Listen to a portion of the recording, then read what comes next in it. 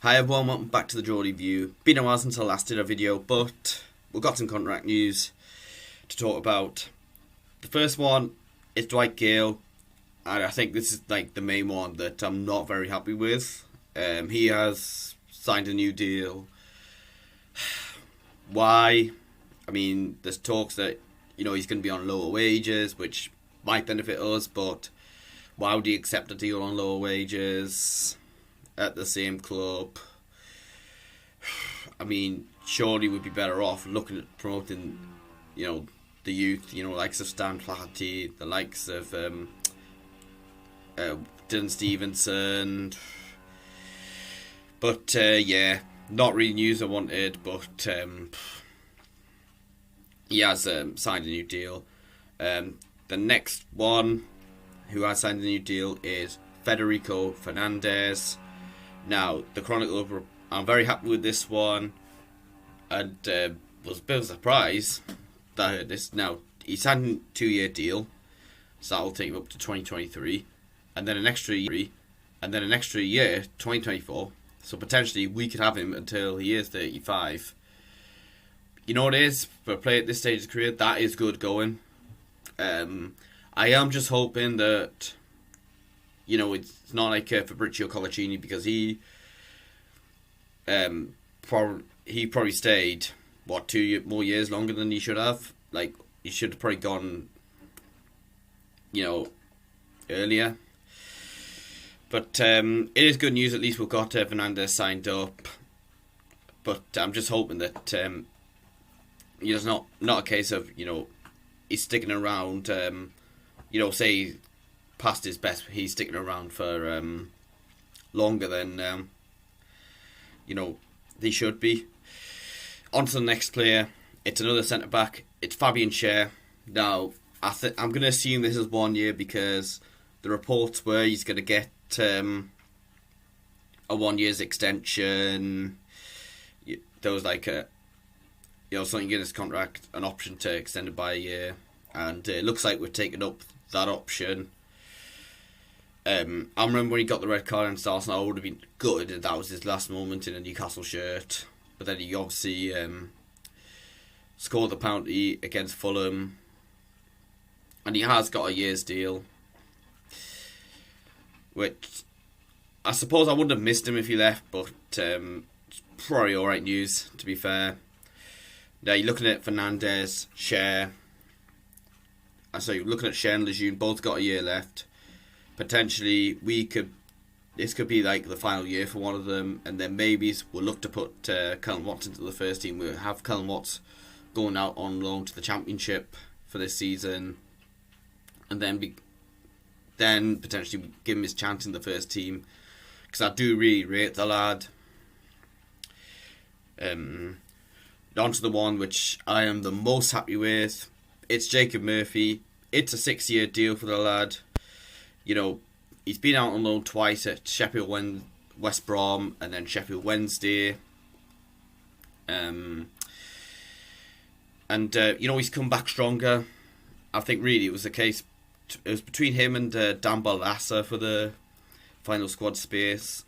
They've both been out on loan. Murphy won that battle. Getting the goal against Walkham, I think, sealed his place in the squad, and then he's just proven his worth, why he deserved to have his squad space, scoring the free kick against Wolves, and then towards the end of last season coming in, I was wanting him in around March time in the starting 11, and then he's coming at right wing back. He's done brilliantly, especially scoring that goal against Burnley. And I'm absolutely buzzing he's got a contract. It's 6 years though, which is quite a long one, but yep, I'm very happy that we've got him signed up. And to be honest, when he was going out on loan, I would have actually preferred him in the first team over Kennedy in the 2018-19 season, when Kennedy had his second loan spell and he was terrible. And then over Christian Atsu in the 2019-20 season. But I'm glad he's gone in over Christian Atsu, and we'll talk a bit about him later. He's taken his chance, and yeah, new deal for him.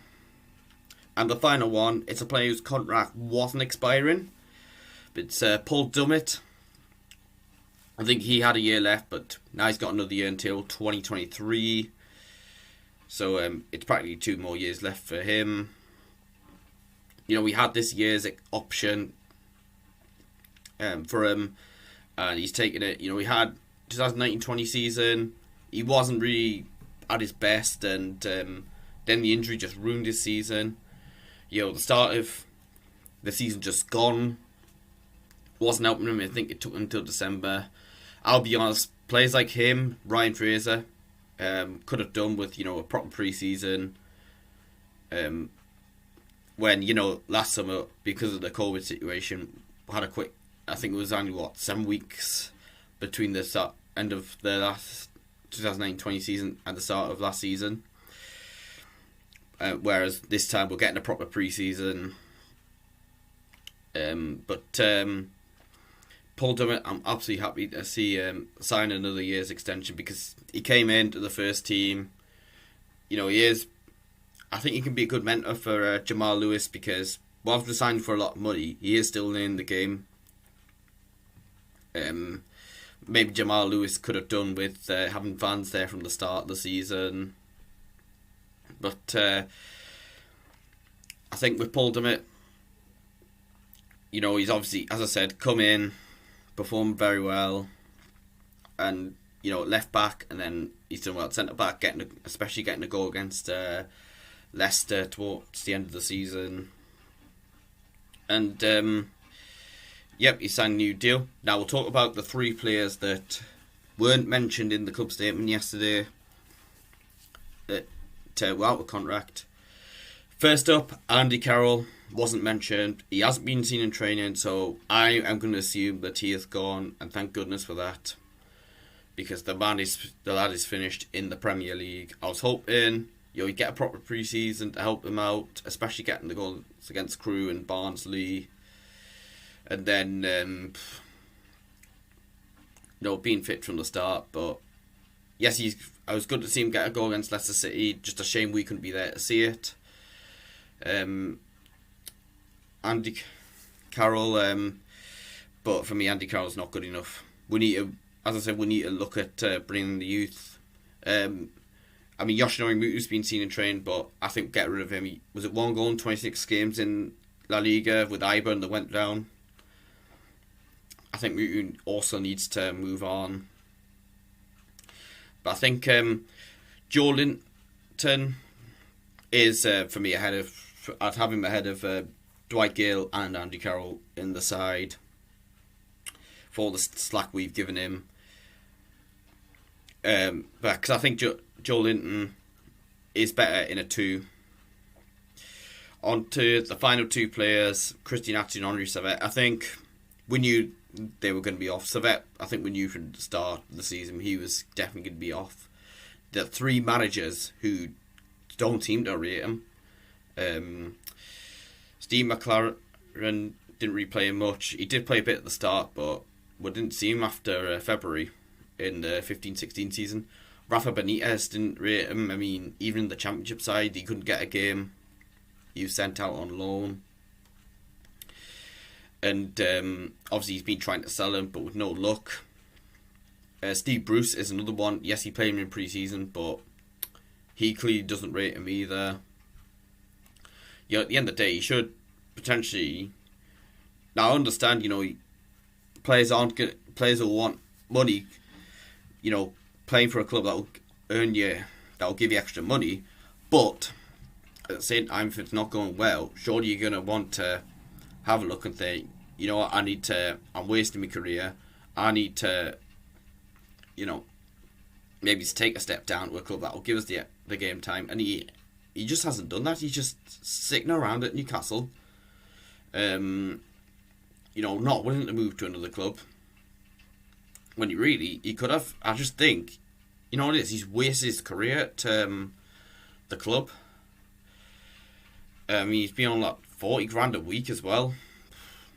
Ridiculous, but I'll be happy that he's off the wage books, I think. And he could have done what Achraf Lazar did and actually agreed to have his deal terminated in February, when we couldn't get him out the club in January, even out on loan. But and the final one is Christian Atsu. He did confirm last month he was leaving the club on his own Instagram. Again, I'm happy with it. I mean, not in the Premier League squad, and there's a reason for it. As I said, I'd rather just give Murphy a chance. And even the likes of Tom Allen, I'd rather be giving them a chance over Christian Atsu. But you know what? Good luck to the 3 lads that have left the club. And that's all I've pretty much got to say. Anyway, hit like. Don't forget to hit like on the video. Subscribe to my channel. Check out my social media pages in the description below. Thank you for watching, and I'll catch you later.